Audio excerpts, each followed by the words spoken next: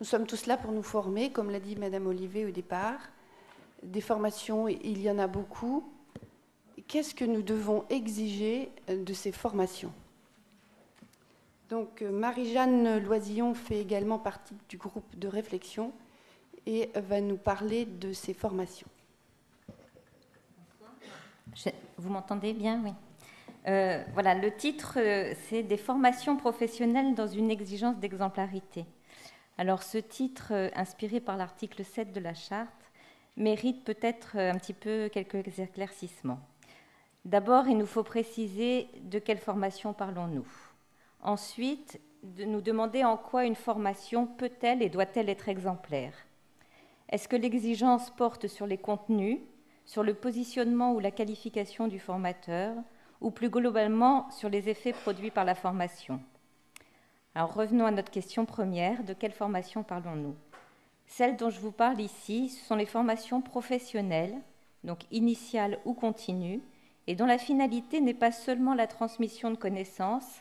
Ça, c'est ce qui constitue peut-être ce que l'on pourrait appeler l'enseignement. Mon propos concerne plutôt les formations qui visent à développer les compétences des apprenants, qu'ils soient professionnels en exercice ou futurs professionnels.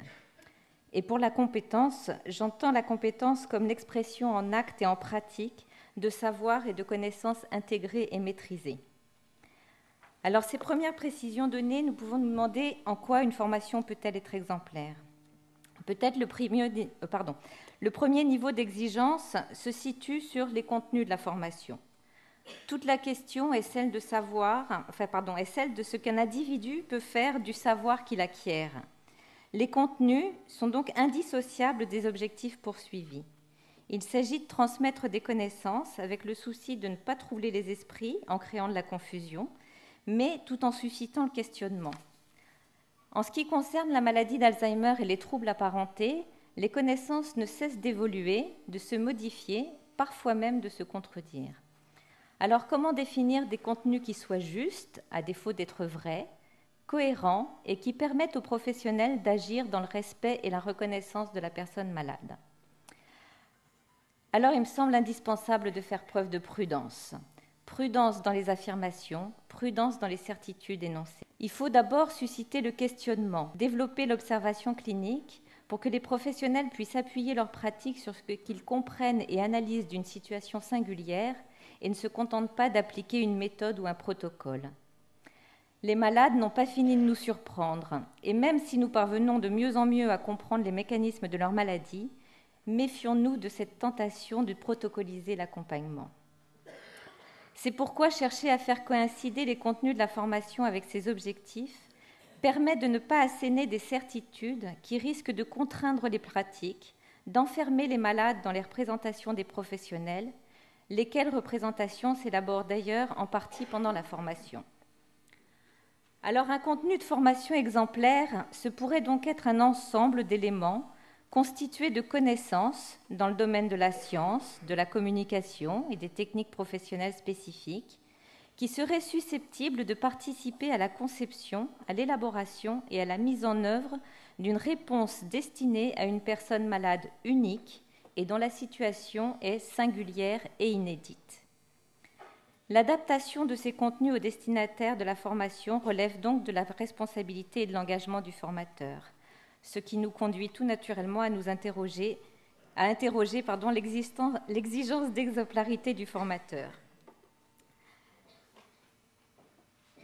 Pour pouvoir adapter les contenus et adapter ceux-ci aux destinataires de la formation, ça exige du formateur une parfaite maîtrise et une continuelle actualisation de ses connaissances. Par ailleurs, ce formateur, il doit avoir une représentation juste de la réalité des professionnels ou futurs professionnels à qui il s'adresse. Son parcours et son expérience doivent lui permettre de concilier ces deux exigences. Mais il lui faut aussi être capable de se décentrer pour tenter de percevoir et de recueillir le point de vue de ses interlocuteurs. C'est alors qu'il peut être à même de proposer des contenus adaptés et ajustés aux apprenants. Il semble donc préférable que le formateur lui-même dispose d'une double compétence, tant sur le plan pédagogique que de l'expérience clinique. Une autre exigence me semble être celle de l'humilité du formateur, qui est avant tout un passeur, un catalyseur, un temps qui titille, comme dit si bien Platon.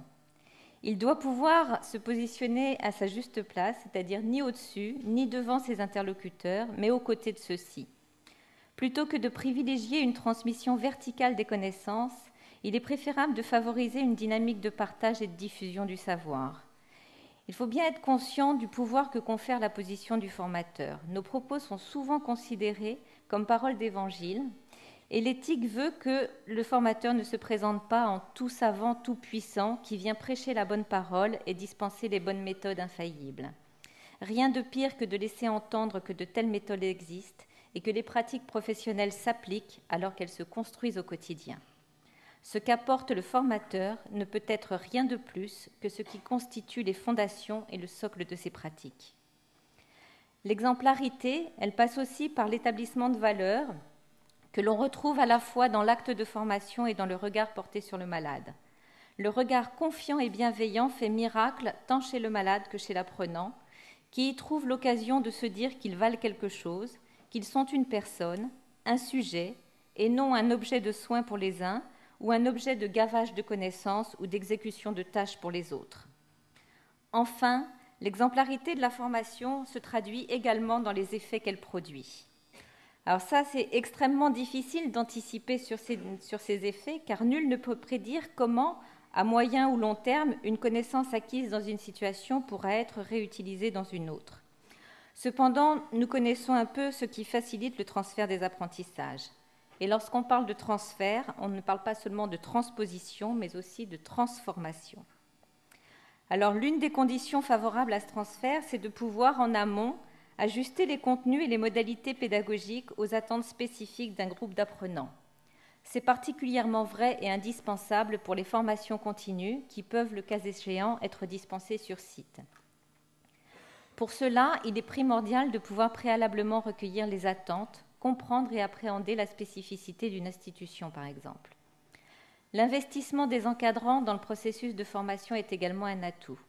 Ça ne veut pas dire que les encadrants doivent impérativement participer aux sessions, même si ce ne serait pas du luxe parfois, mais qu'ils doivent être partie prenante dans la mise en adéquation de la demande et de la proposition de formation. L'élaboration du cahier des charges est une étape très importante et là encore, il est difficile de résister à la tentation de demander aux organismes de formation de réaliser des miracles en un temps minimum. Pour que les objectifs puissent être atteints, il faut qu'ils soient à la mesure du temps de formation proposé. La concurrence est rude et les organismes de formation eux-mêmes sont parfois tentés de répondre favorablement à des cahiers des charges dont ils savent pertinemment qu'ils ne pourront pas atteindre la totalité des objectifs.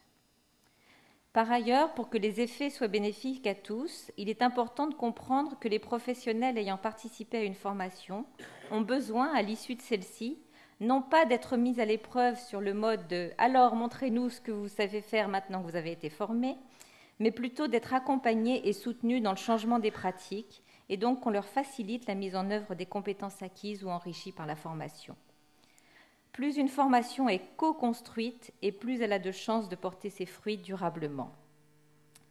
L'autre question qui se pose est de savoir si, pour être exemplaire, une formation doit être reproductible.